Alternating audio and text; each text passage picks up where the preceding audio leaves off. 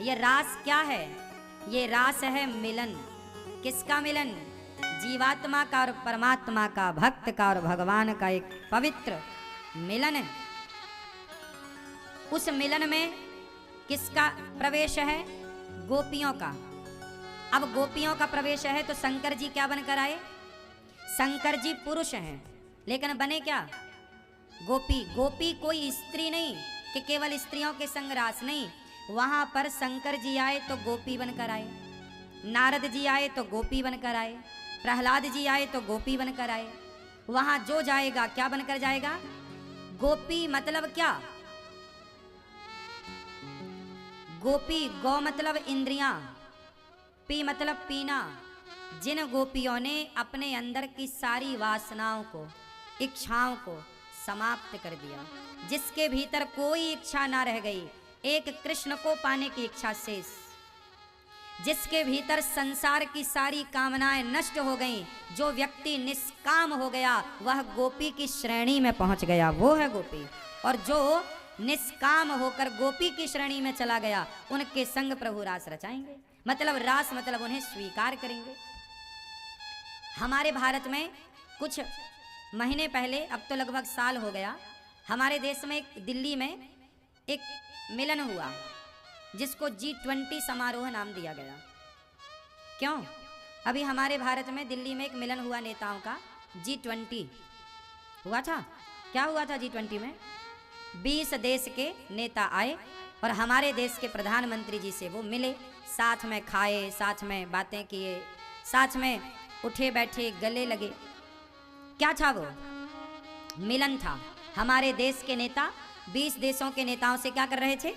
मिल रहे थे। उस मिलन का नाम रखा था G20 समारोह। उसी तरह जैसे देश के नेता मिलते हैं दूसरे देश के नेता से तो उस मिलन का नाम होता है G20। उसी तरह जब भगवान भक्त से मिलते हैं तो उस मिलन समारोह का नाम होता है रास लीला। वो एक मिलन समारोह प्रोग्राम का एक नाम था रास। भगवान का नाम है रसो वैसा, रसों के समूह भगवान। कौन सा रस है जो भगवान में विद्यमान ना हो? भगवान कृष्ण समस्त गुणों से परिपूर्ण है, तो भगवान गोपियों के संग रास रचाते हैं, मतलब गोपियों की कामनाएं पूरी करते हैं। मीराबाई ने भगवान को किस रूप से भजा? किस भाव से? बोलो। पति के भाव से। मीरा ने किस भाव से भजा? जोर से, जोर से।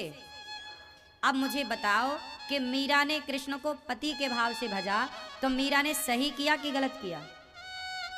बोलो। क्यों? सही है कि गलत है? हैं? गलत है?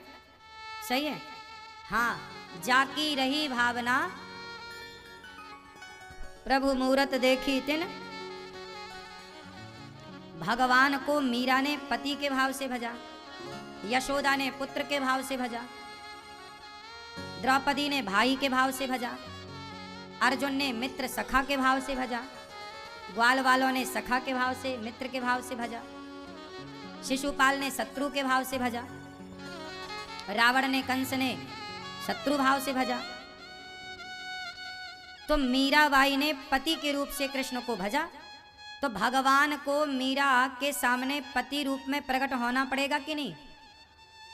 होना पड़ेगा। उसी तरह जैसे मीरा का भाव कृष्ण को पति के रूप में पाने का था, ऐसे गोपियां भगवान को पति रूप में चाहती थी। पति में कुरुते नमः। गोपियां भगवान को किस भाव से भजती थी? पति से। तो भगवान को पति के रूप में गोपियों ने प्राप्त कर लिया और पति के रूप में गोपियों को भगवान कृष्ण मिल गए।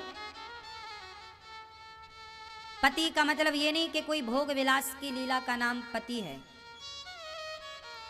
भगवान को पति के भाव से भजा है। चलो बताओ पति किसे कहते हैं? पति का मतलब आप लोग जानते ही नहीं क्या है। पति शब्द क्या है? पति किसे कहते हैं? जैसे हमारे देश में है राष्ट्रपति, तो राष्ट्रपति भी तो सबका ही पति है। क्यों? पति मतलब वहां पर पारक्षणे धातु से पति बना है। पति मतलब रक्षा अर्थ में है। जो आपकी रक्षा करे। पति जैसे सेनापति, सेना की रक्षा करने वाले को सेनापति, राष्ट्र की रक्षा करने वाले को राष्ट्रपति। जो आपकी रक्षा करे, पालन पोषण करे, कमा के खवाए, वो आपका पति। लेकिन भगवान तो सबके प्राणों के रक्षक हैं कि नहीं? तो भगवान सबके प्राणों की रक्षा करने से भगवान सबके प्राणों के पति हैं। तो यथार्थ में पति तो भगवान ही है, क्योंकि रक्षा तो भगवान ही करते हैं सबके प्राणों की। क्यों मैया, क्या बोलती तू? भगवान पति हैं? आप मानती हो भगवान को पति? पति मतलब वो नहीं होता कि आप सोचो कि नहीं हमारे पप्पू का पापा जो बने वही पति है बस। पति का अर्थ है रक्षा से। भगवान सबके प्राणों के क्या हैं? सबके प्राणों के रक्षक हैं। भगवान सबके प्राणों के, जोर से मेरी माँ, है ना? तो पति मतलब रक्षा करने वाला, तो भगवान सबके हैं। फिर तो भगवान सबके पति हैं। तो ऑलरेडी गोपियों के पति ही क्या, मीरा के पति ही क्या, हमारे और आपके भी पति भगवान ही हैं सबके।